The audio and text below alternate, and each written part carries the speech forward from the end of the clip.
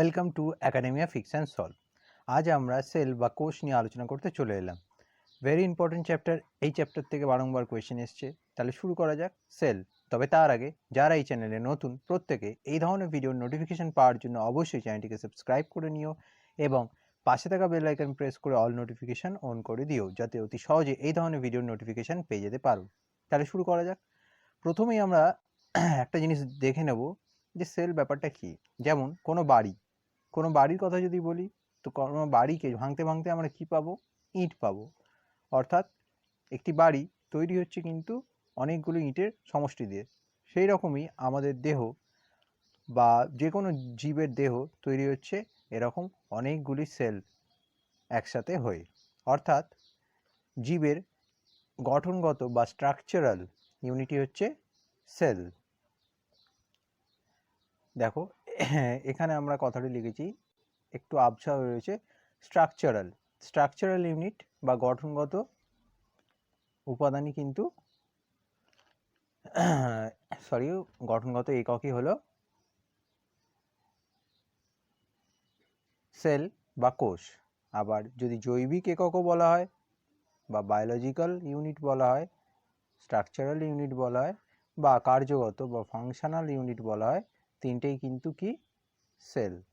তিনটেইকে cell. Structural ইউনিটও cell, biological ইউনিটও cell, আর ফাংশনাল ইউনিটও হলো সেল। তাহলে জীবের গঠনগত, কার্যগত এবং জৈবিক এককই হলো সেল বা কোষ।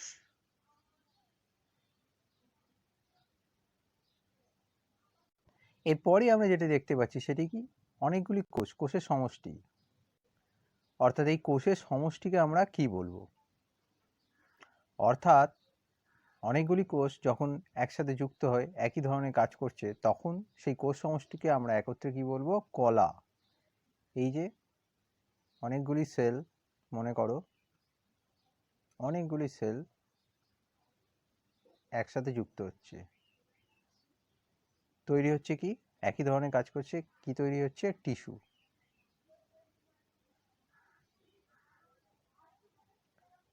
এই টিস্যু অর্থাৎ কলা।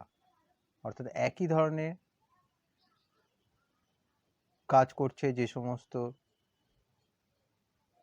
সেল বা কোষ, তাদের আমরা একত্রে কি বলছি? কলা। এই প্রসঙ্গে কয়েকটা জিনিস আমরা দেখে নেব। এখানে যেমন দেখা যাচ্ছে অনেকগুলি কলা যদি একসাথে কাজ করে, অর্থাৎ অনেকগুলি টিস্যু যদি একসাথে কাজ করে, যেমন অনেকগুলো কলা বা অনেকগুলি টিস্যু যদি একসাথে কাজ করে, এই যে অনেকগুলি কলা বা টিস্যু যদি একসাথে কাজ করে, তাদেরকে আমরা অর্গান বা অঙ্গ বলছি। অর্থাৎ টিস্যু প্লাস টিস্যু মিলে তৈরি হচ্ছে কি? অর্গান বা অঙ্গ। আবার অনেকগুলি অঙ্গ একসাথে যখন কোনো কার্য সম্পাদন করছে বা সম্পন্ন করছে বা কাজ শেষ করছে বোঝাচ্ছে, তখন সেটাকে কি বলছি আমরা? সিস্টেম বা তন্ত্র। তাহলে আশা করি ক্লিয়ার হলো। একটু জুম করলে দেখা যাবে এখানে। দেখো, কোষের সমষ্টিকে কি বলছি আমরা? কোষের সমষ্টিকে বলছি আমরা টিস্যু বা কলা। কোষের সমষ্টিকে কি বলছি? টিস্যু বা কলা। আবার কলার সমষ্টিকে আমরা কি বলছি? অর্গান বা অঙ্গ। আবার অঙ্গের সমষ্টি, অর্থাৎ একই ধরনের কার্য সম্পাদন করছে, তাদেরকে নিয়ে আমরা তৈরি করছি হচ্ছে তন্ত্র বা সিস্টেম, যেটিকে আমরা একটি অ্যারোর মাধ্যমে বোঝাবার চেষ্টা করেছি। দেখো এখানে সেল অর্থাৎ অনেকগুলি সেল একসাথে যুক্ত হয়ে কি তৈরি করছে?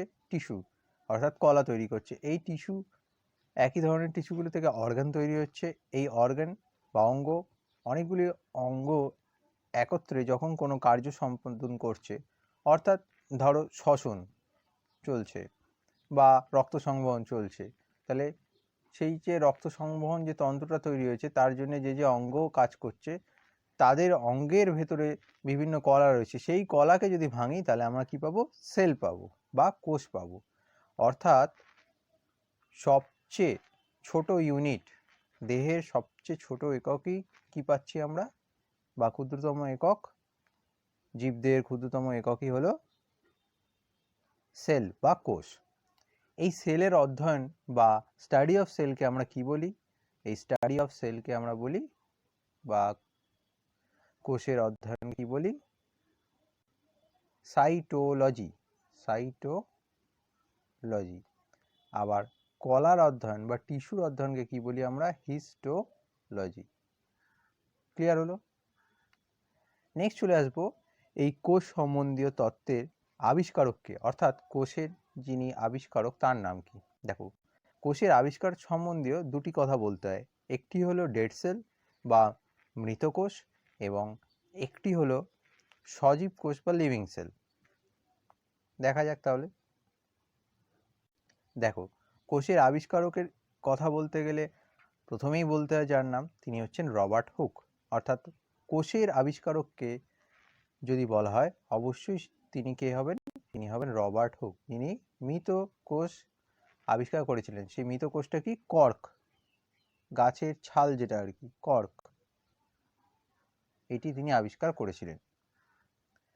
নেক্সট দেখে নেবো আমরা সজীব কোষের আবিষ্কারক। দেখো, সজীব কোষ অর্থাৎ লিভিং সেল, প্রাণ আছে এমন, যেমন তিনি আবিষ্কার করেছিলেন কি?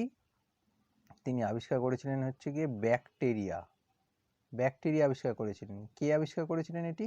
এটি আবিষ্কার করেছিলেন Leeuwenhoek, Antonie van Leeuwenhoek. Clear হলো? তিনি লিভিং সেল আবিষ্কার করেছিলেন। এছাড়াও তাকে কিন্তু ফাদার অফ মাইক্রোবায়োলজি বলা হয়, কারণ বা জীবাণুবিদ্যার জনকও বলা হয়, কারণ তিনি মাইক্রোবস আবিষ্কার করেছিলেন। অর্থাৎ ব্যাকটেরিয়া তো মাইক্রোবস, জীবাণুই তো, তাই জন্য তাকে ফাদার অফ মাইক্রোবায়োলজি বলা হয়। অর্থাৎ ফাদার অফ মাইক্রোবায়োলজি বা জীবাণুবিদ্যার জনককে যদি বলা হয় অবশ্যই সেটি লিউয়েনহক হবে। নেক্সট দেখে নেব যে কোয়েশ্চেনগুলো বারংবার এসছে, সেই কোয়েশ্চেনগুলির মধ্যে অবশ্যই উল্লেখযোগ্য লংগেস্ট সেল। যদি ওভারঅল বলি, জীবজগতের সবচেয়ে বড় সেলের কথা যদি বলি, এটা লার্জেস্ট হবে, লার্জেস্ট সেল, সবচেয়ে বড় সেল, লার্জেস্ট সেলকে অস্ট্রিচ এগ। অস্ট্রিচ এগ বলতে উট পাখির ডিমকে বলা হচ্ছে, যেটি সবচেয়ে বড় কোষ। জীবজগতের সবচেয়ে বড় কোষ হচ্ছে উট পাখির ডিম। নেক্সট দেখে নেব আমরা সবচেয়ে ছোট কোষ। দেখো, সবচেয়ে ছোট কোষ কি? সবচেয়ে ছোট কোষ হচ্ছে ব্যাকটেরিয়া। কিরকম ব্যাকটেরিয়া? এটাকে মাইক্রোপ্লাজমা বলা হয়। স্মলেস্ট সেল বা সবচেয়ে ছোট কোষ হচ্ছে গিয়ে মাইক্রোপ্লাজমা। নেক্সট দেখে নেব আমরা জীবদেহ রিলেটেড বেশ ইম্পর্টেন্ট কি, largest cell in human body. Sorry, largest সেলটি পরে আসছি আমরা আসছি হচ্ছে লংগেস্ট সেলে। লংগেস্ট সেল মানে দীর্ঘতম, দৈর্ঘ্যের হিসাবে যদি দেখা হয় তাহলে কি হবে? দীর্ঘতম কি হচ্ছে? নিউরন। দীর্ঘতম নিউরন বা নার্ভ সেল যেগুলো, সেগুলো হচ্ছে গিয়ে তার মধ্যে নিউরন পড়ছে। যদি লার্জেস্ট সেল হিউম্যান বডিতে বলি এক্স সেল বা ডিম্বাণু, যেটি স্ত্রী দেহে পাওয়া যায়, স্ত্রী দেহে। আর যদি বলা হয় স্মলেস্ট সেল, সবচেয়ে ছোট কোষ, মানব দেহের সবচেয়ে ছোট কোষ স্পার্ম বা শুক্রাণু। শুক্রাণু হচ্ছে মানবদেহের সবচেয়ে ছোট কোষ। তাহলে মানবদেহ সম্পর্কিত যে কোয়েশ্চেনগুলি ভেরি ইম্পর্টেন্ট, বারংবার পরীক্ষায় এসেছে, তার মধ্যে ইম্পর্টেন্ট হলো লংগেস্ট সেল, দীর্ঘতম কোষ হিউম্যান বডিতে বা মানবদেহে। লংগেস্ট সেল বা দীর্ঘতম কোষকে নিউরন, আর লার্জেস্ট সেল এক্স সেল বা ডিম্বাণু, এবং স্মলেস্ট সেল স্পার্ম বা শুক্রাণু। আশা করি এই অবধি ক্লিয়ার হলো। এরপর আমরা চলে আসছি সেলের টাইপ নিয়ে, অর্থাৎ প্রকারভেদ নিয়ে, কত ধরনের সেল হয়ে থাকে। সাধারণত আমরা জানি, এটি প্রায় সকলেরই জানা, সেল বা কোষ সাধারণত দু ধরনের হয়ে থাকে, একটি হচ্ছে প্রোক্যারিওটিক, একটি হচ্ছে ইউক্যারিওটিক। অর্থাৎ আদি কোষ যাকে বলি আমরা, সেটা হচ্ছে গিয়ে প্রোক্যারিওটিক কোষ। ক্লিয়ার হলো? আদি কোষ হলো প্রোক্যারিওটিক কোষ, আর উন্নত কোষ কোনটি, সেটি হচ্ছে ইউক্যারিওটিক কোষ। তাহলে প্রোক্যারিওটিক সেল হচ্ছে গিয়ে অনুন্নত, ইউক্যারিওটিক হচ্ছে গিয়ে উন্নত কোষ। এটাই হচ্ছে গিয়ে প্রাথমিক কোষ। প্রোক্যারিওটিক সেলকে আমরা প্রাইমারি সেল বলে থাকি, প্রাথমিক কোষ। আর ইউক্যারিওটিক হচ্ছে পরবর্তীকালে জটিল জীবের ক্ষেত্রে এই ইউক্যারিওটিক কোষ রয়েছে বা পাওয়া গেছে। এইবার এই প্রোক্যারিওটিক এবং ইউক্যারিওটিক সেলের বেশ কিছু জিনিস আমরা জেনে নেব। তাহলে দেখা যাক। দেখো, প্রথমেই জানি নিউক্লিয়াসের ব্যাপারটি। অর্থাৎ প্রোক্যারিওটিক সেলের নিউক্লিয়াস কিরকম হবে? প্রোক্যারিওটিক সেলের নিউক্লিয়াস হবে আন্ডার ডেভেলপড, অর্থাৎ অপরিণত হবে। আর যেহেতু ইউক্যারিওটিক উন্নত, তাই জন্য এখানে ডেভেলপ বা পরিণত নিউক্লিয়াস হবে। ক্লিয়ার হলো? এরপরে চলে আসছি আমরা সেল ডিভিশন। সেল ডিভিশন অর্থাৎ কি ধরনের কোষ বিভাজন হয়ে থাকে, কি ধরনের কোষ বিভাজন হয়ে থাকে। দেখো, যেহেতু অনুন্নত কোষ, সুতরাং অনুন্নত কোষের ক্ষেত্রে সবসময় জানা রাখবে অ্যামাইটোসিস, অ্যামাইটোসিস কোষ বিভাজন হয়। এবং উন্নত কোষের ক্ষেত্রে অর্থাৎ ইউক্যারিওটিকের ক্ষেত্রে কি কি হবে? মিওসিস হবে আর মাইটোসিস হবে। ক্লিয়ার হলো? তাহলে এর থেকে আমরা আরেকটি কোয়েশ্চেনও পেতে পারি যে কোষ বিভাজন কয় প্রকার? কোষ বিভাজনও কিন্তু 3 প্রকার হয়ে থাকে, অ্যামাইটোসিস, মাইটোসিস এবং মিওসিস। যদি বলে মানুষের দেহে কী ধরনের কোষ বিভাজন হয়, মাইটোসিস এবং মিওসিস দু ধরনের কোষ বিভাজনই হয়ে থাকে। নেক্সট দেখে নেব আমরা নগ্ন জিন বা ন্যাকেড ডিএনএ কোথায় থাকে। এই নগ্ন জিনের ব্যাপারটি এটি থাকে হচ্ছে গিয়ে আমাদের প্রোক্যারিওটিক কোষের ক্ষেত্রে। ইউক্যারিওটিক ক্ষেত্রে কিন্তু প্রোটিনের কোট থাকে একটা, অর্থাৎ প্রোটিনের একটি আস্তরণ থাকে নিউক্লিয়াসে। আন্ডার ডেভেলপ থাকে একটাতে, অর্থাৎ প্রোক্যারিওটিকে অপরিণত নিউক্লিয়াস থাকে এবং ইউক্যারিওটিকের ক্ষেত্রে পরিণত নিউক্লিয়াস হয়। সেল ডিভিশন কী ধরনের হয়? সেল ডিভিশন অ্যামাইটোসিস হয় প্রোক্যারিওটিকের ক্ষেত্রে, ইউক্যারিওটিকের ক্ষেত্রে মাইটোসিস এবং মিওসিস দু ধরনের হয়। ডিএনএটা নেকেড হয়, অর্থাৎ কোনো রকম প্রোটিন কোটিং থাকে না প্রোক্যারিওটিকের ক্ষেত্রে, কিন্তু ইউক্যারিওটিকের ক্ষেত্রে অবশ্যই প্রোটিন কোটিং থাকে। নেক্সট দেখে নেবো আমরা রাইবোজোম। দেখো, রাইবোজোম এর কথা যদি বলতে হয়, তাহলে রাইবোজোম হলো একটি কোষ অঙ্গাণু। আপাতত এইটুকুই বলছি, পরবর্তী এতে আমরা ডিসকাস করব, কিছুক্ষণ পরে ডিসকাস করব। দেখো, রাইবোজোম হচ্ছে গিয়ে প্রোক্যারিওটিক ক্ষেত্রে 70S প্রকৃতির এবং ইউক্যারিওটিকের ক্ষেত্রে 80S প্রকৃতির হয়ে থাকে। এবার প্রত্যেকটি রাইবোজোমের আবার সাব ইউনিট থাকে। এই যে 70S আমরা দেখতে পাচ্ছি, এই 70S হচ্ছে রাইবোজোমের ইউনিট। আবার এই 50S এবং 30S এগুলিকে কি বলে? অধো একক বা সাব ইউনিট। আর ইউক্যারিওটিকের ক্ষেত্রে 80S ইউনিট, আর ওটা ভাগ হয়ে গিয়ে সাব ইউনিট হচ্ছে 60S এবং 40S। ক্লিয়ার হলো? নেক্সট ক্রোমোজোম আমরা দুটোতেই দেখতে পাবো, প্রোক্যারিওটিক কোষের ক্ষেত্রেও ক্রোমোজোম দেখতে পাবো, আবার ইউক্যারিওটিকের ক্ষেত্রেও ক্রোমোজোম দেখতে পাবো। তারপরে বেশ কিছু জিনিস আমরা দেখে নেব, যেমন এই যে প্রোটিস্টা, ফাঙ্গি, প্ল্যান্টস বা অ্যানিমেল, বা প্রোটিস্টা ছত্রাক বা উদ্ভিদ বা প্রাণী, যার কথাই বলি না কেন, প্রত্যেকটাতেই কি থাকে? ইউক্যারিওটিক সেল থাকে, অর্থাৎ ইউক্যারিওটিক কোষ থাকে। তার মানে শুধুমাত্র ব্যাকটেরিয়াই হচ্ছে গিয়ে সেই রকম জীব যাদের কি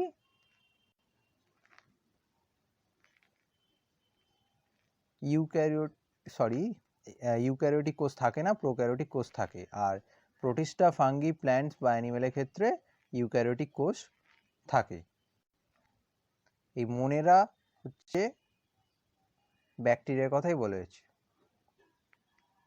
যে অ্যানিম্যাল কিংডম পড়ে, অর্থাৎ প্রাণী রাজ্যের যদি আমরা শ্রেণীবিভাগ করি সেটি 5টি ভাগে বিভক্ত, তার মধ্যে একটি হলো মোনেরা। এই মোনেরা গোষ্ঠীভুক্ত হয় সবসময় ব্যাকটেরিয়া। এই ব্যাকটেরিয়ারা প্রোক্যারিওটিক সেল দ্বারা গঠিত হয়ে থাকে। ক্লিয়ার হলো?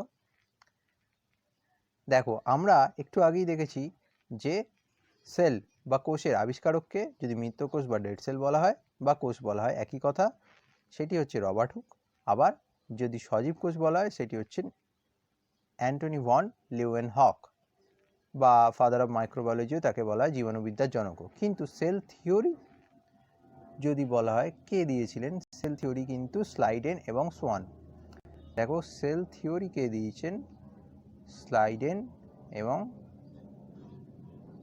সোয়ান, এনারা সেল থিওরি দিয়েছিলেন। এরপর আমরা ছোট্ট করে নিউক্লিয়াসের কয়েকটা জিনিস জেনে নেব। যেমন এই ধরো একটি কোষ, এই কোষের বাইরের পার্টটা কি? বাইরের পার্টটা হচ্ছে গিয়ে কোষ প্রাচীর। এই যে লাইনটা, এটা হচ্ছে গিয়ে কোষ প্রাচীর, সেল ওয়াল। ক্লিয়ার হলো? আর এই যে ভিতরের পার্টটা, এই যে ভিতরের গোল মতো অংশটা, এই ভিতরের গোল মতো অংশটা, এটাকে বলে সেল মেমব্রেন। ক্লিয়ার হলো? আর এইটা হলো নিউক্লিয়াস, ভিতরে গোল অংশটুকু হলো নিউক্লিয়াস। নিউক্লিয়াস কি? নিউক্লিয়াস হচ্ছে গিয়ে বংশগত, জীবের বংশগত বৈশিষ্ট্যকে ধারণ করে থাকে, অর্থাৎ ডিএনএ, জিন এর ভেতর থেকেই আমরা পেয়ে থাকি। ক্লিয়ার হলো?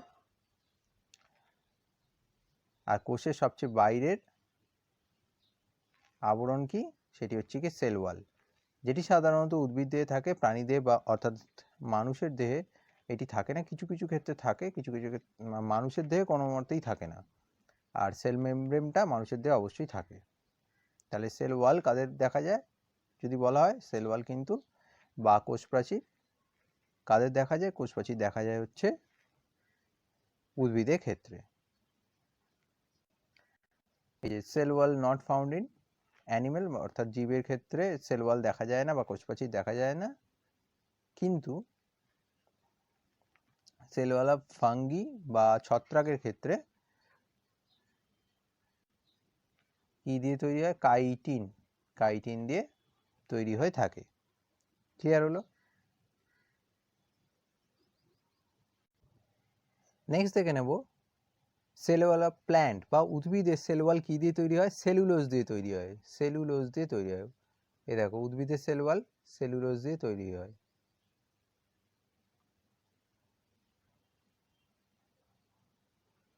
ক্লিয়ার হলো?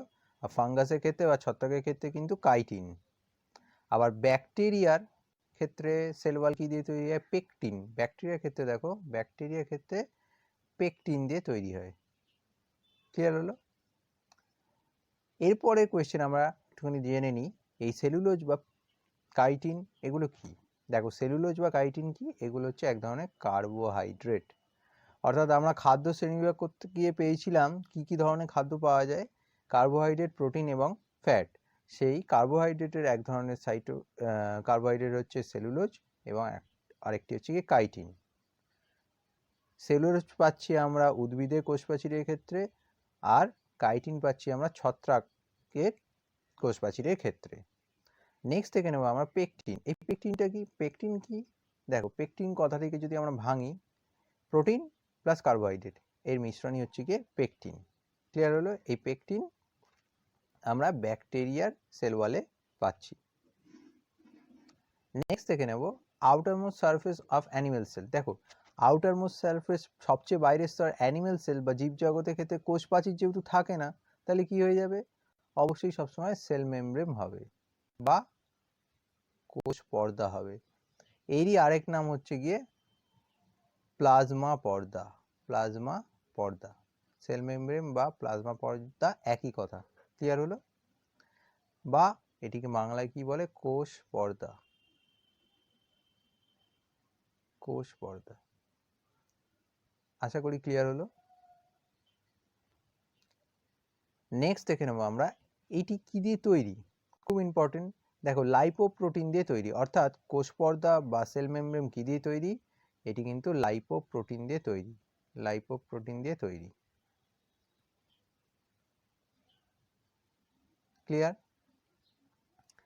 এবার দেখো এই যে কোষ প্রাচীর বা কোষ পর্দার কথা বলছি, এটি তার মধ্যে ভেদ্য, অর্থাৎ সমস্ত কিছু যেতে পারে হচ্ছে গিয়ে কোষ প্রাচীরের মাধ্যমে, আর কোষ পর্দা কিন্তু অর্ধভেদ্য, সমস্ত কিছু যেতে পারে না, অর্থাৎ আদান প্রদানের ক্ষেত্রে বিভিন্ন বস্তুয়াদি বা বস্তু আদান প্রদানের ক্ষেত্রে বেছে বেছে নিতে পারে। তাই জন্যে একটা হচ্ছে গিয়ে ভেদ্য বা পারমিয়েবল, আর একটা হচ্ছে গিয়ে সেমি পারমিয়েবল।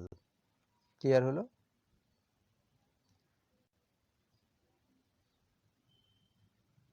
অর্থাৎ কোষ পর্দা অর্ধভেদ্য এবং কোষ প্রাচীর ভেদ্য, পারমিয়েবল এবং সেমি পারমিয়েবল। নেক্সট দেখে নেব অবাধ শ্বসন। দেখো শ্বসন সাধারণত দু ধরনের হয়ে থাকে, একটি হচ্ছে সবাধ শ্বসন, একটা হচ্ছে অবাধ শ্বসন। যখন অক্সিজেনের উপস্থিতিতে খাদ্যবস্তুর জারণ হয় তখন সেটাকে বলি সবাধ শ্বসন, যেটা উন্নত প্রাণীদেহে ঘটে। আর যখন অক্সিজেনের অনুপস্থিতি হয় সেটি হচ্ছে অবাধ শ্বসন। আর বেশ কিছু অন্যান্য প্রাণীর ক্ষেত্রে, অনুন্নত প্রাণীর ক্ষেত্রে আরেকটি প্রক্রিয়া ঘটে, সেটিকে বলে সন্ধান প্রক্রিয়া। সন্ধান প্রক্রিয়ার ভেতরে আমরা শুনে এসেছি কোল, সন্ধান টন্ধান, এরকম বেশ কিছু নাম শুনেছি।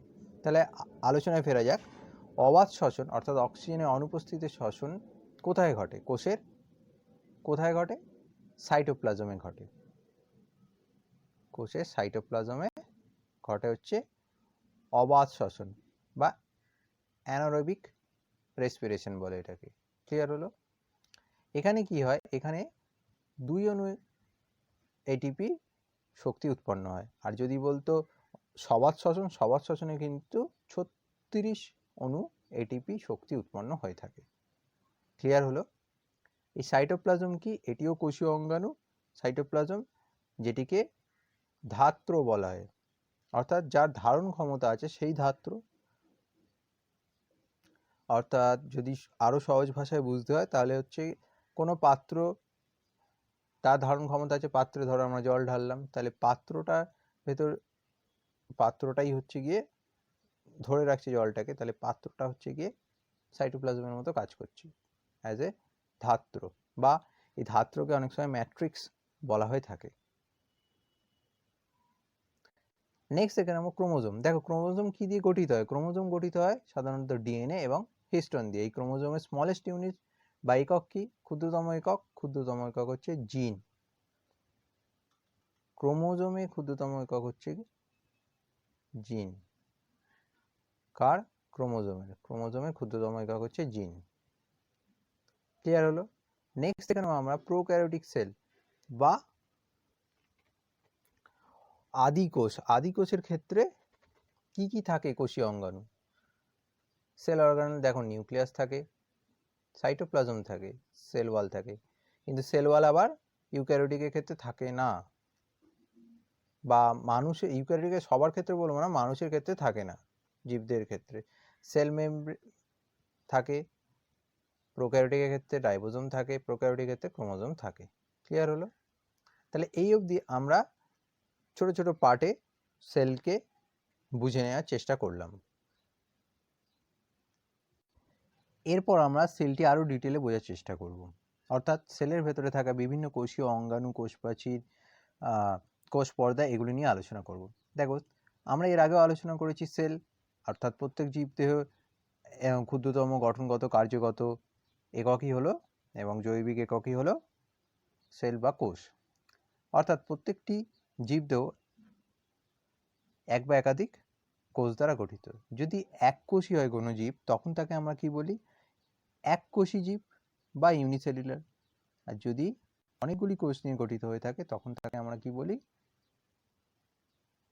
মাল্টিসেলুলার বা বহুকোষী জীব। ক্লিয়ার হলো?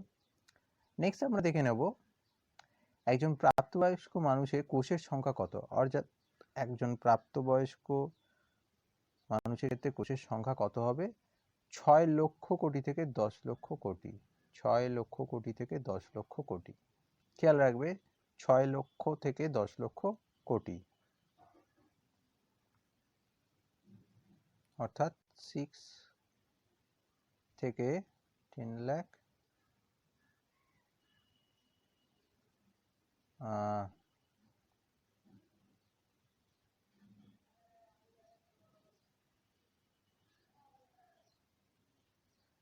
ছয় লাখ থেকে 10 লক্ষ কোটি। ক্লিয়ার হলো? নেক্সট দেখে নেব, আমরা আগেও দেখেছি কোষের আবিষ্কারক। দেখো কোষের আবিষ্কারককে, কোষের আবিষ্কারক হচ্ছে রবার্ট হুক। কত সালে? 1665 সালে। কর্কের টুকরো মৃত কোষ তিনি আবিষ্কার করেছিলেন। পরবর্তীকালে কি দেখেছি? সজীব কোষের আবিষ্কারক, সজীব কোষের আবিষ্কারক আবার লিউয়েনহক 1674 খ্রিস্টাব্দে। ক্লিয়ার হলো? এরপর চলে আসছি কোষীয় অঙ্গাণুর মধ্যে ইম্পর্টেন্ট পার্ট কোষ প্রাচীর। অর্থাৎ এই কোষ প্রাচীর আমরা আগেও বলেছি, কোষ প্রাচীর দেখা যাচ্ছে কোথায়? কোষ প্রাচীর দেখা যাচ্ছে কিন্তু উদ্ভিদ দেহে। কোষ প্রাচীর দেখা যাচ্ছে উদ্ভিদ দেহে। ক্লিয়ার হলো? এই সেল ওয়ালে কতগুলো স্তর হয়? সাধারণত 3টে স্তর হয়। সেল ওয়ালের 3টি স্তর হয়ে থাকে। ক্লিয়ার হলো?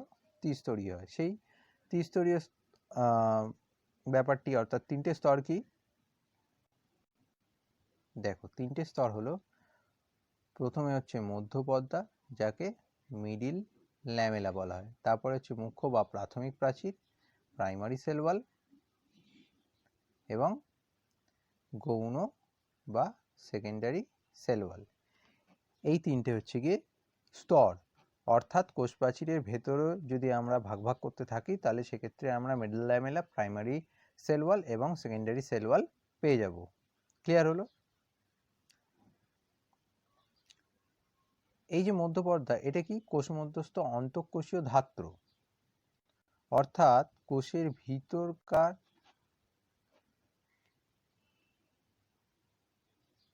ধাত্র বিশেষ। ক্লিয়ার হলো? নেক্সট চলে আসছি আমরা প্রাইমারি সেলের কথায়, অর্থাৎ প্রাইমারি সেল ওয়ালের কথায়। প্রাইমারি সেল ওয়ালের কথা যদি আমরা একটুখানি দেখি, দেখো মধ্যপর্দা যদি এটা হয়, এইটা যদি মধ্যপর্দা হয়ে থাকে, সেল ওয়ালের ভেতরেই আসছি, এটা যদি মধ্যপর্দা হয়ে থাকে, তার ঠিক দুটো পাশে এরকম দেখতে পাবো কি? প্রাইমারি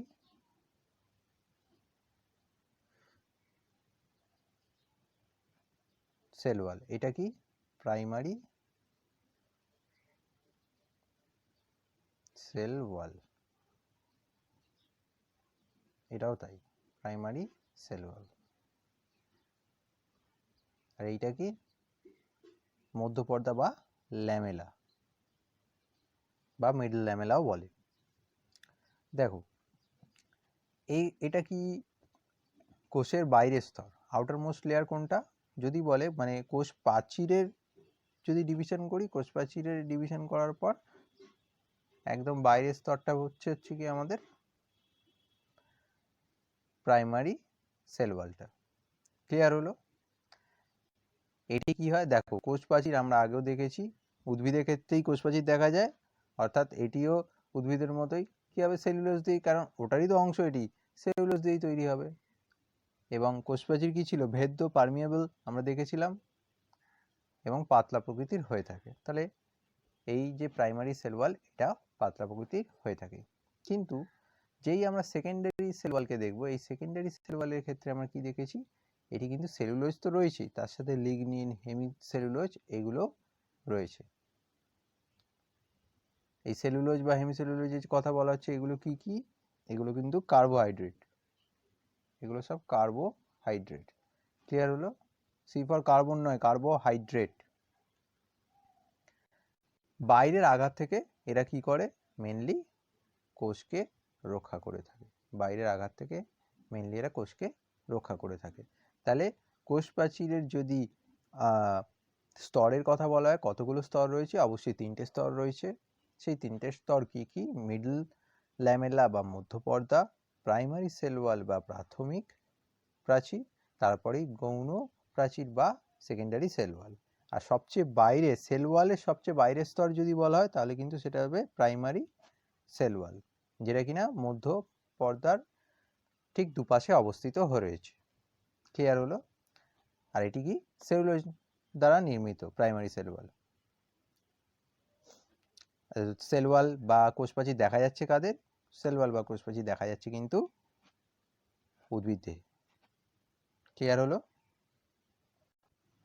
দেখো নেক্সট আমরা দেখে নেব কোষ পর্দা বা সেল মেমব্রেন। দেখো এই কোষ পর্দা বা সেল মেমব্রেন মেইনলি আমাদের দেহে অর্থাৎ মানুষের দেহে দেখা যাচ্ছে, এবং সেলের সবচেয়ে বাইরের স্তর কিন্তু আমাদের ক্ষেত্রে অর্থাৎ মানুষের ক্ষেত্রে কিন্তু সেল মেমব্রেন বা কোষ পর্দা। ক্লিয়ার হলো? কিন্তু কোষপ্রাচীর আমাদের অর্থাৎ মানুষের দেহে দেখা যায় না। অবশ্যই এই পার্থক্যটি মনে রাখবে সেল ওয়াল এবং সেল মেমব্রেনের ক্ষেত্রে। নেক্সট পার্ট কি? এটা প্রবেদক ভেদ্য পর্দা। প্রবেদক ভেদ্য পর্দা অর্থাৎ অর্ধভেদ্য। এটাও ত্রিস্তরীয় হয়। দেখো সেল ওয়ালও ছিল ত্রিস্তরীয়, এটাও ত্রিস্তরীয়, কিন্তু এটা ত্রিস্তরের ক্ষেত্রে কি হবে? দেখো পিএলপি স্তর দিয়ে কথা বলা হচ্ছে, প্রোটিন, লিপিড এবং প্রোটিন। পি ফর প্রোটিন, তারপরে লিপিড এবং প্রোটিন। এই প্রোটিন, লিপিড, প্রোটিন স্তরের আবিষ্কারককে দেখো, আবিষ্কারক হচ্ছে গিয়ে রবার্টসন। আবিষ্কারক হচ্ছেন রবার্টসন। অর্থাৎ পিএলপি স্তর আবিষ্কার করেছিলেন, যেটি দেখা যাচ্ছিল কোথায়? সেল মেমব্রেন বা কোষ পর্দায়, এবং মানুষের দেহের কোষের সর্ববহিস্থ স্তরই বা আউটার মোস্ট লেয়ার হচ্ছে গিয়ে কোষ পর্দা বা সেল মেমব্রেন। দেখো এর মেন কাজ কি কি? এর মেন ফাংশনই হচ্ছে গিয়ে কোষীয় অঙ্গাণু, নিউক্লিয় পর্দা। এই নিউক্লিয় পর্দাটা কোথায় থাকে? দেখো নিউক্লিয় পর্দা কিন্তু নিউক্লিয়াসের বহিরাবরণ হচ্ছে নিউক্লিয় পর্দা। ক্লিয়ার আছে? নিউক্লিয় পর্দা হচ্ছে নিউক্লিয়াসের বহিরাবরণ। এই নিউক্লিয়াসের বহিরাবরণ আর বাইরে আঘাত থেকে তো অবশ্যই রক্ষা করবে। আর কি করে? কোষান্তর ব্যাপন এবং অবিশ্রবণে সাহায্য করে। দেখো ব্যাপন এবং অবিশ্রবণ, যদি কোষান্তর ব্যাপন অবিশ্রবণ না হয় তাহলে তো জিনিসপত্র যে সমস্ত কিছু আদান প্রদান হওয়ার কথা সেটাই সম্ভব নয়। অর্থাৎ সেটি করে কে? কোষ পর্দা। ক্লিয়ার হলো? নেক্সট আমরা দেখে নেব সাইটোপ্লাজম। সাইটোপ্লাজম কি? পুরো এই যে আমরা যদি একটা মনে করি এটা একটা সেল। ক্লিয়ার? তো এই সেলের ভেতর এই পার্টটা ধরে নাও, অর্থাৎ এটা একটা পার্ট, এটা একটা পার্ট, এবং এর ভেতরে আর একটা পার্ট পেলাম।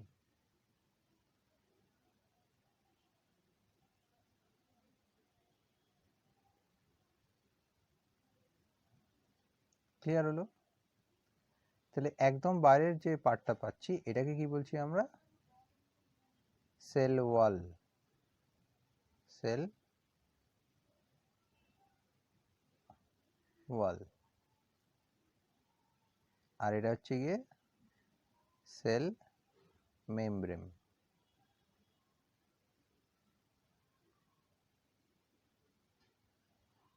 আর এই ব্যাপারটা কি হয়ে যাচ্ছে? এই ব্যাপারটা হচ্ছে নিউক্লিয়াস। এই নিউক্লিয়াসের গায়ের যে আবরণ সেটা হচ্ছে গিয়ে এই ভেতরে যে নিউক্লিয়াস, এর যে আবরণ সেইটি হচ্ছে গিয়ে নিউক্লিয় পর্দা। আর এইখানে অর্থাৎ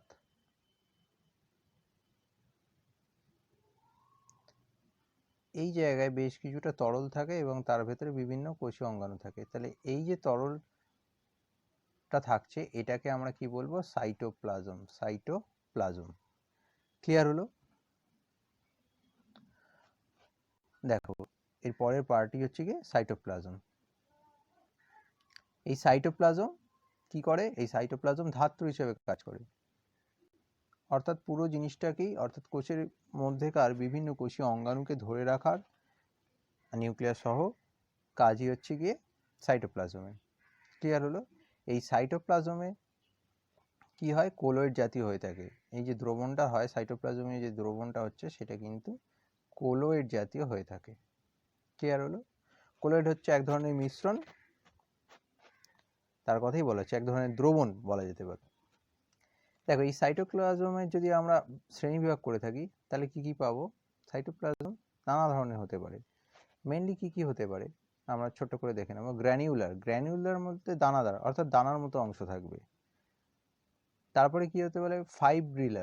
ফাইব্রিলার, এখানটা কি? ফাইব্রিলার। দেখো ফাইব্রিলার বলতে সূত্রাকার, মানে জড়িয়ে পেঁচিয়ে থাকবে এরকম। আবার রেটিকিউলার ব্যাপারটি কি? জালিকাকার, জালকের মতো অবস্থান করবে। আর আরেকটা হয় অ্যালভিওলার, এটা বায়ুপূর্ণ বলা যেতে পারে। ক্লিয়ার হলো? তাহলে এই গেল সাইটোপ্লাজমের শ্রেণী বিভাগ। অর্থাৎ সাইটোপ্লাজম দেখতে কিরকম হতে পারে, এটি হচ্ছে কি সাইটোপ্লাজমের ভৌত অবস্থা বা কি ধরনের দেখতে হতে পারে সেগুলি নিয়ে আমরা আলোচনা করলাম। ক্লিয়ার হলো? দেখো এই সাইটোপ্লাজমের ভেতর কি কি পাই আমরা? দেখো এই উপাদানগুলি পাই। কি উপাদান এগুলি? দেখো ম্যাক্রো এবং মাইক্রো। অর্থাৎ ম্যাক্রো অর্থাৎ শরীরের জন্য বেশি পরিমাণে প্রয়োজন যেটা, আর মাইক্রো অর্থাৎ কম পরিমাণে প্রয়োজন। দেখো যেমন ম্যাক্রো এলিমেন্টের মধ্যে আমরা দেখতে পাচ্ছি carbon, hydrogen, oxygen, nitrogen, calcium, phosphorus, magnesium, potassium, sodium এবং ক্লোরিনের কথা। এবং মাইক্রো এলিমেন্ট অর্থাৎ খুব কম পরিমাণে প্রয়োজন, সেই রকম কি কি পাচ্ছি? Copper, cobalt, manganese, molybdenum, boron, silicon এবং জিঙ্ক। এইগুলি এই সাইটোপ্লাজমীয় তরলে থাকে। নেক্সট দেখে নেব আমরা বিভিন্ন সেল অর্গানেলের পর্দার ভিত্তিতে যদি আমরা শ্রেণীবিভাগ করি কি কি রকমের পেয়ে যাব। দেখো অর্থাৎ কার কতগুলি পর্দা রয়েছে, এখান থেকে আমরা ডিরেক্টলি কোয়েশ্চেন পেতে পারি। যেমন দেখো রাইবোজোম হচ্ছে এমন একটি কোষীয় অঙ্গাণু যার কোনো পর্দা নেই, অর্থাৎ পর্দাবিহীন কোষীয় অঙ্গাণু যদি বলা হয় কে, তাহলে কিন্তু রাইবোজোম। পর্দাবিহীন কোষীয় অঙ্গাণু হচ্ছে রাইবোজোম, যেটা প্রোক্যারিওটিক কোষে ছিল 70s প্রকৃতির এবং ইউক্যারিওটিক কোষে ছিল 80s প্রকৃতির। ক্লিয়ার হলো? এই রাইবোজোমকে কি বলা হয়? Protein factory. কেন বলা হয়? কারণ এখানেই প্রোটিনের সংশ্লেষ হয়। ক্লিয়ার হলো? নেক্সট চলে আসছি আমরা একক পর্দা, অর্থাৎ একটিমাত্র পর্দা আছে এমন কোষীয় অঙ্গাণু কি কি? একটিমাত্র পর্দা আছে এমন কোষীয় অঙ্গাণুগুলো দেখা যাক। এগুলো কি কি হয়ে যাবে? দেখো লাইসোজোম, গলগি বডি এবং ইআর বলতে এন্ডোপ্লাজমীয় রেটিকিউলাম, যার মধ্যে লাইসোজোমকে কি বলছি আমরা? লাইসোজোমকে আমরা বলছি সুইসাইডাল ব্যাগ বা আত্মঘাতী থলি। ক্লিয়ার হলো?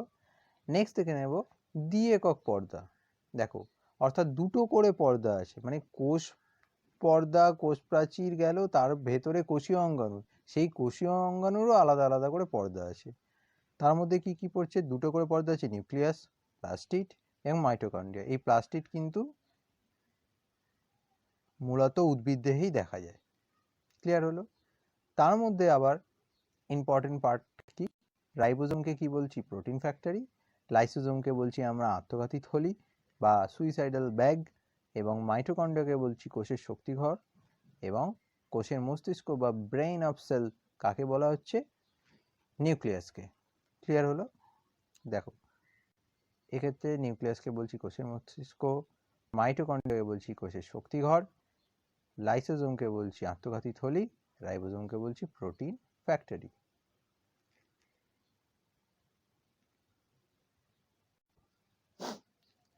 নেক্সট দেখে নেব আমরা নিউক্লিয়াস, অর্থাৎ কোষের মস্তিষ্ক।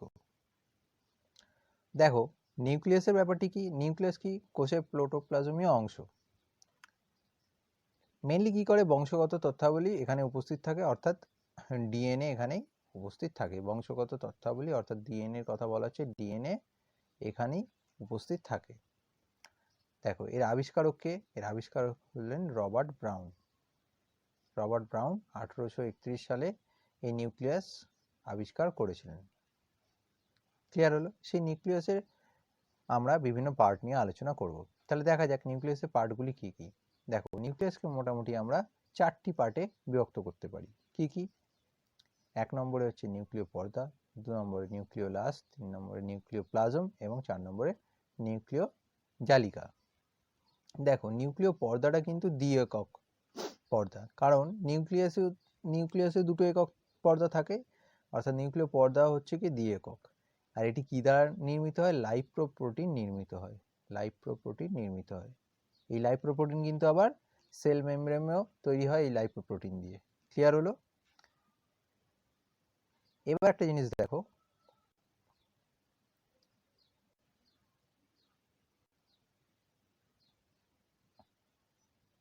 এই যে আমরা জিনিসটা দেখতে পাচ্ছি, এই পার্টটা, এখানে মাঝের অংশটা, অর্থাৎ এই যে দুটো একক পর্দা, মনে করো এটি নিউক্লিয়াসের দুটো পর্দা, অর্থাৎ এইটা একটা পর্দা, এইটা একটা পর্দা, এই মাঝে একটা অংশ রয়েছে, দেখো নীল মতো অংশটা দেখানো হচ্ছে। এই মাঝের অংশটাকে কি বলছি আমরা? এই মাঝের অংশটাকে বলছি পেরিনিউক্লিয়ার সিস্টার্নি। পেরিনিউক্লিয়ার সিস্টার্নি। ক্লিয়ার হলো? অর্থাৎ নিউক্লিয় পর্দার যে মাঝের দুটো অংশ থাকছে সেটাকে আমরা কি বলছি? পেরিনিউক্লিয়ার সিস্টার্নি। ক্লিয়ার হলো? এই নিউক্লিয়ার পর্দাতে অনেকগুলো ছিদ্র থাকে, যেটাকে আমরা নিউক্লিয় পোর বলি। ক্লিয়ার হলো? মেইনলি কি করে? নিউক্লিয়াসকে এরা রক্ষা করছে এবং আকৃতি প্রদান করছে। নিউক্লিয়াসকে এরা রক্ষা করছে এবং আকৃতি প্রদান করছে। অর্থাৎ প্রোক্যারিওটিকের ক্ষেত্রে এই আকৃতি ঠিকমতো পাওয়া যায় না, তার কারণ হচ্ছে এই নিউক্লিয় পর্দার ঠিকমতো গঠন হয় না। ক্লিয়ার হলো? নেক্সট চলে আসছি আমরা নিউক্লিওলাসের ক্ষেত্রে। দেখো, নিউক্লিওলাস কি? একটি ঘন গোলাকার অংশ। এই নিউক্লিওলাস কত ধরনের হয়ে থাকে? দেখো,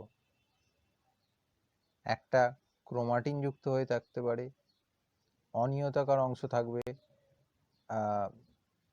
দানাদার অংশ থাকবে, আর একটা সূত্রাকার অংশ থাকবে। এই 4টে পার্ট আমরা নিউক্লিওলাসের পাবো। এর মেন কাজ কি? এর মেন কাজই হচ্ছে গিয়ে রাইবোজোমাল আরএনএ এবং প্রোটিন সংশ্লেষ করা বা সংশ্লেষে সাহায্য করা।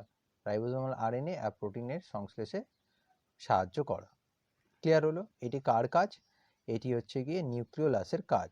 এই নিউক্লিওলাস ঘন গোলাকার অংশ, অর্থাৎ নিউক্লিয়াস নিজেই প্রায় গোলাকার অংশ, তার ভেতরে যে পর্দা এবং পর্দার ভেতরে যে গোলাকার অংশ থাকছে, অনিয়তাকার অংশ থাকছে, তার মধ্যে দানাদার অংশ থাকছে, সূত্রাকার অঞ্চল থাকছে, অর্থাৎ জালকের মতো অবস্থা থাকছে, ক্রোমাটিন থাকছে, এইগুলোকে কি নিউক্লিওলাসের অংশ হিসাবেই ধরা হয়, যেখানে প্রোটিন এবং আরএনএ সংশ্লেষ হয়ে থাকে। ক্লিয়ার হলো? নেক্সট দেখে নেব আমরা নিউক্লিওপ্লাজম। দেখো, যাহা সাইটোপ্লাজম বাইরে কাজ করছে, সেরকম নিউক্লিয়াসকে ধাত্র হিসেবে কাজ করছে, যে সে হচ্ছে গিয়ে নিউক্লিওপ্লাজম। ক্লিয়ার হলো? অর্থাৎ এখানে আমরা একটা ছবির মাধ্যমে দেখিয়েছি। দেখো, এক্ষেত্রে এই যে মাঝের পার্টটা, মনে করো গোটাটা নিউক্লিয়াস, অর্থাৎ এই পুরোটাই কিন্তু নিউক্লিয়াস। ক্লিয়ার হলো? এই নিউক্লিয়াসের ভেতরে এটা হচ্ছে গিয়ে নিউক্লিওলাস, আর এই যে মাঝের যে পার্টটুকু পাচ্ছি আমরা, এই মাঝের যে পার্টগুলো পাচ্ছি, এই পার্টটাকে কি বলছি আমরা? নিউক্লিওপ্লাজম। ধাতুর রূপে কাজ করছে। ক্লিয়ার হলো?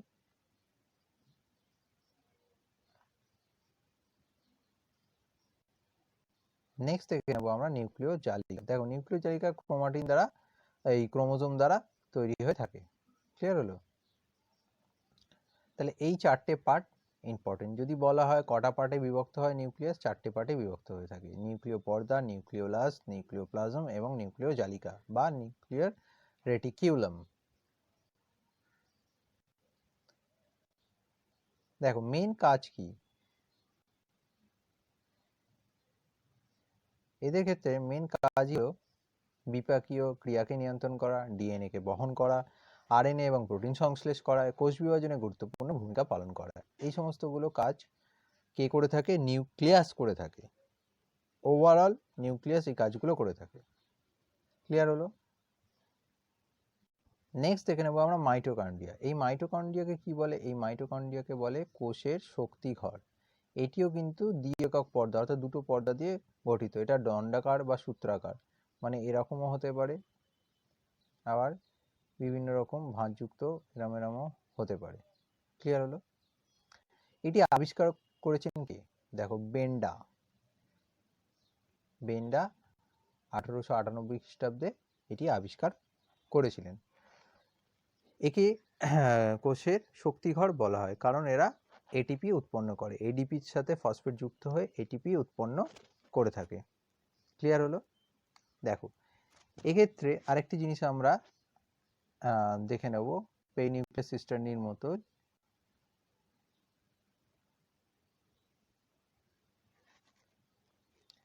দেখো, এই যে অংশটা আমরা দেখতে পাচ্ছি, এই অংশটায় দুটো একক পর্দা এবং তাদের মাঝে একটা নীল অংশ আমরা দেখতে পাচ্ছি। অর্থাৎ মাঝে বলতে এই অংশটাকে কথা বলছি, এই অংশটার কথা বলছি। এই অংশটাকে কি বলছি? পেরিমাইটোকন্ড্রিয়াল স্থান।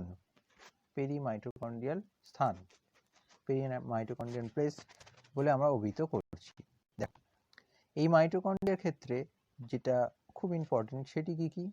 দেখো, সেটি হচ্ছে গিয়ে ক্রিস্টি এবং অক্সিজম। ক্রিস্টিটা কি? ক্রিস্টি হচ্ছে কি অন্তঃপর্দায় অর্থাৎ মাইটোকন্ড্রিয়ার ভিতরে যে পর্দা রয়েছে সেখানে এক ধরনের ভাঁজ হয়, সেই ভাঁজটাকে আমরা বলছি ক্রিস্টি। আবার অক্সিজম কাকে বলছি? এই অন্তঃপর্দার ভিতরে কিসের মতো? টেনিস র্যাকেটের মতো, টেনিস র্যাকেটের মতো দানাগুলিকে অক্সিজম বা F1 দানা বা F0 F1 দানা বলা হয়ে থাকে। ক্লিয়ার? বা একে আবার আরেকটা নামেও ডাকা হয়, ফার্নান্ডেজ মোরান। ক্লিয়ার হলো? দেখো, মেন কাজ কি করছে এরা? দেখো, ফ্যাটি অ্যাসিডের বিপাক নিয়ন্ত্রণ করছে, হিমোগ্লোবিনের হিম অংশকে, দেখো হিমোগ্লোবিনের অংশ, এই হিম অংশকে সংশ্লেষিত করছে। নেক্সট দেখে নেবো আমরা কিসের কথা? প্লাস্টিডের কথা। দেখো, খুব ইজি। প্লাস্টিডের ক্ষেত্রে আমরা জানি যে শুধুমাত্র উদ্ভিদদেহই দেখা যাচ্ছে। যদি প্লাস্টিডের শ্রেণীবিভাগ বলি, কি কি? ক্রোমোপ্লাস্টিড রঙিন হয়, কোরোপ্লাস্টিড সবুজ হয়, লিউকোপ্লাস্টিড বর্ণহীন হয়ে থাকে। ক্লিয়ার হলো? কোথায় কোথায় পাই? দেখো, ফুল ফল বা খোসাতে, বিভিন্ন ধরনের ফুল বা ফলের খোসাতে ক্রোমোপ্লাস্টিড পাবো, আর সবুজ অংশে ক্লোরোপ্লাস্টিড, অর্থাৎ সালোক সংশ্লেষ প্রক্রিয়াটা এদের জন্যই হয়ে থাকে। আর মূলে কি পাবো? যেখানে সূর্যালোক পৌঁছয় না সেখানে পাবো আমরা লিউকোপ্লাস্টিড। দেখো, মেন কাজ কি? ক্রোমোপ্লাস্টিড হচ্ছে গিয়ে পতঙ্গের দৃষ্টি আকর্ষণ করা। ক্রোমোপ্লাস্টিডের কাজ কি? পতঙ্গের দৃষ্টি আকর্ষণ করা, যার মাধ্যমে পরাগ মিলন ঘটাতে পারে বা ফলের বিস্তার করতে পারে। আর ক্রোমোপ্লাস্টিড, দেখো ক্রোমোপ্লাস্টিড সালোক সংশ্লেষ। আর লিউকোপ্লাস্টিড কি করে? খাদ্য সঞ্চয় করে রাখে, অর্থাৎ মূলের ক্ষেত্রে আমরা দেখব খাদ্য সঞ্চয় করে থাকে।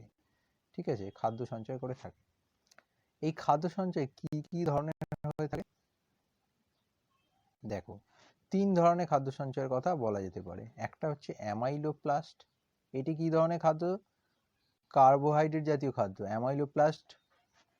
একটা এলাইলোপ্লাস্ট, এটা হচ্ছে ফ্যাট জাতীয় খাদ্য। একটা হচ্ছে গিয়ে প্রোটিনোপ্লাস্ট, আর একটা হচ্ছে গিয়ে প্রোটিনোপ্লাস্ট, এটা হচ্ছে প্রোটিন জাতীয় খাদ্য। তাহলে প্রোটিন জাতীয়, ফ্যাট জাতীয় এবং কার্বোহাইড্রেট 3 ধরনের খাদ্যকেই এরা সঞ্চয় করে রাখতে পারে। অর্থাৎ প্লাস্টিডের কোন অংশে থাকে? লিউকোপ্লাস্টিডে দ্বারা সঞ্চিত হয়ে থাকে। ক্লিয়ার হলো?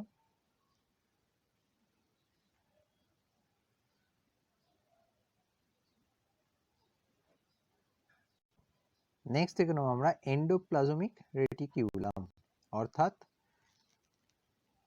ER এর কথা বলা হচ্ছে, যাকে আমরা সংক্ষেপে ER বলি। এই ER 3 ধরনের হয়ে থাকে। কি কি? সিস্টার্নি, ভেসিকল এবং টিউবুল। সিস্টার্নিটা কিরম হয়? একটু লম্বাটে গোছের হয়, এরম লম্বাটে লম্বাটে হয়। আর ভেসিকলটা এরম গোল গোল হয়।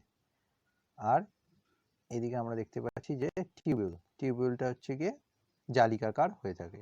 টিউবুলটা এরম জালিকাকার হয়ে থাকে। অর্থাৎ তিনটে পার্ট পাচ্ছি। তার মধ্যে আবার দেখব একটা হচ্ছে স্মুথ এবং একটা হচ্ছে রাফ। দেখো এরকম যখন আমরা গায়ে এরকম গুটি গুটি অংশ দেখতে পাবো, অর্থাৎ এরকম একটা লম্বাটে বা এইভাবে এন্ডোপ্লাজমিক রেটিকুলাম দেখছি এবং তার গায়ে যদি এরকম কোট থাকে, তার মানে কি অমসৃণ হয়ে যাচ্ছে। এই অমসৃণটাকে আমরা বলছি রাফ, আর ইআর, আর ই আর, রাফ ইআর। এবং এইটাকেই বলছি যেটার গায়ে কোনো রকম এরকম কোটিং থাকে না, তাকে আমরা কি বলছি? এস ই আর। ক্লিয়ার হলো? মেন কাজ এদের কি? দেখো মেন কাজই হচ্ছে প্রোটোপ্লাজমকে যান্ত্রিক দৃঢ়তা প্রদান করা। প্রোটোপ্লাজমকে যান্ত্রিক দৃঢ়তা প্রদান করছে। ক্লিয়ার হলো? তার মধ্যে আবার রাফ ইয়ার কি করে এবং স্মুথ ইয়ার কি করে? দেখো রাফ ইয়ার কি করছে? প্রোটিন সংশ্লেষে সাহায্য করছে। স্মুথ ইয়ার কি করছে? ফ্যাট সংশ্লেষে সাহায্য করে থাকছে। এছাড়াও স্মুথ ইয়ার বা মসৃণ এন্ডোপ্লাজমিক রেটিকুলাম টেস্টোস্টেরন এবং প্রোজেস্টেরনের ক্ষরণে সহযোগিতা করছে। টেস্টোস্টেরন নির্গত হচ্ছে পুরুষ দেহ থেকে এবং প্রোজেস্টেরন নির্গত হয় স্ত্রী দেহ থেকে। ক্লিয়ার হলো? এই দুটি কিন্তু গোনাড হরমোন। নেক্সট দেখে নেব গলগি বডি। গলগি বডির আবিষ্কারক কে? গলগি বডির আবিষ্কারক কিন্তু ক্যামিলো গলগি। এই কোয়েশ্চেনটি বহুবার এসছে, ক্যামিলো গলগি। গলগি বস্তুর কথা যদি বলা হয়, এটিকেও তিনটে পার্টে ভাগ করা যাচ্ছে, সিস্টার্নি, মাইক্রোভেসিকল এবং ভ্যাকুয়াল। এই ভ্যাকুয়াল কি? ভ্যাকুয়াল হচ্ছে এক প্রকার গর্ত, ঠিক আছে, যেখানে প্রায় কিরকম দেখতে হবে, প্রায় গোলাকার অংশ নিয়ে থাকবে। এটি একটা গহ্বর। ক্লিয়ার হলো? সিস্টার্নিটা কিরকম হয়? চ্যাপ্টা থলির মতো। চ্যাপ্টা থলির মতো হবে সিস্টার্নি, সমান্তরালভাবে সজ্জিত থাকে। কতগুলো থাকে সিস্টার্নি গলগি বডিতে? 3 থেকে 20টা থাকে। ক্লিয়ার হলো? নেক্সট মাইক্রোভেসিকল বা নালিকা বান্ডিল টাইপ। এটি দেখতে অনেকটা গোলাকার অংশ, ক্ষরণ বস্তু থাকে। ক্ষরণ বস্তু বলতে হরমোনের কথাই সাধারণত বলা হয়ে থাকে। নেক্সট কি এদের কাজ? দেখো শুক্রাণুর এরা অক্সিজোম গঠন করে। আর কি করে? খাদ্যবস্তুর সঞ্চয় ভাণ্ডার হিসেবে কাজ করে আর কোষ প্রাচীরের গঠনে সহযোগিতা করে থাকে। ক্লিয়ার হলো? নেক্সট দেখে নেবো আমরা লাইসোজোম। দেখো লাইসোজোম কি? এই লাইসোজোম কিন্তু একক পর্দা বেষ্টিত, একটা মাত্র পর্দা থাকে লাইসোজোমের ক্ষেত্রে, এবং প্রচুর উৎসেচক থাকে। এখানেই প্রচুর উৎসেচক থাকে, প্রায় 50 ধরনের, কোথাও কোথাও 40 আছে, 40 থেকে 50 ধরনের উৎসেচক এই লাইসোজোমে থাকে শুধুমাত্র। আবিষ্কারকের নাম কি? ডুভে, ডি ডুভে। 1955 সালে এটি আবিষ্কার করেছিলেন। এটাকে সুইসাইডাল ব্যাগ বলা হয়। ঠিক আছে, যদি বলি সুইসাইড ব্যাগ কেন বলা হয়? কারণ যদি কোনো সজীব কোষে যে কোনো কারণেই হোক ক্ষতিগ্রস্ত হয়ে থাকে, ঠিক আছে, তাহলে তার ফলে তার ওয়ার্ক এফিসিয়েন্সি বা কার্যক্ষমতা কমে যাচ্ছে এবং নষ্ট হয়ে যাচ্ছে। তখন লাইসোজোম উৎসেচকের মাধ্যমে কি করে? হাইড্রোলাইসিস ঘটায়, অর্থাৎ এই আর্দ্র বিশ্লেষণ প্রক্রিয়াটা মাধ্যমে সমগ্র কোষটাকে কি করে? কোষটাকে একদম পুরো এলিমিনেট করে দেয়, ধ্বংস করে দেয়। এই জন্য একে সুইসাইডাল ব্যাগ বলে। দেখো ভ্যাকুয়াল কি? দেখো ভ্যাকুয়াল হচ্ছে কোষ গহ্বর, অর্থাৎ গহ্বরই বলা যেতে পারে। এরা বিভিন্ন আকারের হতে পারে, নির্দিষ্ট কোনো আকার থাকে না এদের। ক্লিয়ার? এদের আবরণী হচ্ছে নাম কি? এদের আবরণীর নাম হচ্ছে টোনোপ্লাস্ট। নেক্সট দেখে নেবো আমরা যেটা আলোচনা করছিলাম রাইবোজোমের কথা। দেখো রাইবোজোমে আমরা আগেও বলেছি 2 ধরনের হয়ে থাকে। কি কি হয়ে থাকে? 2 ধরনের হয়ে থাকে। একটা হচ্ছে গিয়ে 70s প্রকৃতির প্রোক্যারিওটিকে, ইউক্যারিওটিকে হচ্ছে 80s প্রকৃতির প্রোক্যারিওটিকে। আর এই 70sটাকে দুটো ভাগে ভাগ করেছিলাম আমরা, সাব ইউনিট। একটা হচ্ছে 50 একটা হচ্ছে 30s, আর 80sটাকে আমরা অর্থাৎ ইউক্যারিওটিকের ক্ষেত্রেও দুটো ভাগে ভাগ করেছিলাম, 60s আর একটা কত ছিল 40s। ক্লিয়ার হলো? এই হলো ঘটনা। অর্থাৎ ইউনিটে প্রথমে ভাগ করছি, তারপর সাব ইউনিটে ভাগ করা যাচ্ছে। ক্লিয়ার হলো? একে কি প্রোটিন ফ্যাক্টরি বলা হয়, কারণ এখানে প্রোটিন সংশ্লেষ করতে সাহায্য করে থাকে এগুলি। নেক্সট চলে আসবো আমরা সেন্ট্রিওল। দেখো সেন্ট্রিওলের ক্ষেত্রে একটু আঁকাটা বুঝতে হবে। দেখো এই যে নালিকাগুলো নিয়ে সেন্ট্রিওল গঠিত হয়, এরকম মানে তিনটে তিনটে জোড়া থাকে, এরকম তিনটে তিনটে করে জোড়া অবস্থায় থাকে। ক্লিয়ার হলো? নিয়ে এই যে স্ট্রাকচারটা এটা বানিয়েছে। অর্থাৎ যদি দেখা, আর এটা সবসময় কত নিউক্লিয়াসের সাথে 90 ডিগ্রি বা সমকোণে থাকে। এখানে যদি নিউক্লিয়াস থাকে, এখানে থাকবে সেন্ট্রিওল। ক্লিয়ার হলো? সমকোণে থাকবে, একেবারে এক্স্যাক্ট 90 ডিগ্রি না হলেও প্রায় সমকোণেই থাকে। ক্লিয়ার হলো? এই সেন্ট্রিওলের আমরা এই যে নালীর মতো অংশগুলোকে দেখলাম, এগুলোকে কি বলি আমরা? মাইক্রোটিউবুল বলি। এটা 9টা থাকে, অর্থাৎ 3টে করে 9টা, অর্থাৎ টোটাল 27টা। ক্লিয়ার হলো? তারপরে থাকে লিঙ্কার। লিঙ্কার কি করে? যে লিঙ্ক করে সেই লিঙ্কার। আর থাকে ইন্ট্রাসেন্ট্রিওল স্ট্রাকচার, যেটাকে আবার কার্টি হুইল মডেলও বলা হয়ে থাকে। তাহলে এই তিনটে পার্ট আমরা সেন্ট্রিওলের ক্ষেত্রেও দেখতে পাই। ক্লিয়ার হলো? এর কাজ কি? সিলিয়া বা ফ্লাজেলা সৃষ্টি করে। এই সিলিয়া বা ফ্লাজেলা কি? গমনে সাহায্য করে, বেমতন্তু গঠন করে। বেমতন্তুটা হচ্ছে গিয়ে কি বলা যেতে পারে, কোষ বিভাজনের একটি পর্যায়ে এটি প্রয়োজন হয়ে থাকে ক্রোমোজোম গঠনের ক্ষেত্রে। আর একটা কি করে, শুক্রাণুর পুচ্ছ বা শুক্রাণুর লেজ যদি বলে থাকি, সেই ব্যাপারটাই পুচ্ছ বলতে এরকমই বোঝায়। ক্লিয়ার হলো? সেটি করে থাকে হচ্ছে সেন্ট্রিওল। নেক্সট দেখে নেবো আমরা মাইক্রোটিউবুল। মাইক্রোটিউবুল কি করে থাকে? চলনে সাহায্য করে থাকে, বেম গঠনে এবং শুক্রাণু গঠনে সহযোগিতা করে থাকে। তাহলে এই গেল বিভিন্ন কোষীয় অঙ্গাণু এবং কোষ সম্বন্ধীয় সম্পূর্ণ আলোচনা। ভিডিওটি ভালো লাগলে লাইক ও শেয়ার করতে ভুলো না। Thanks for watching.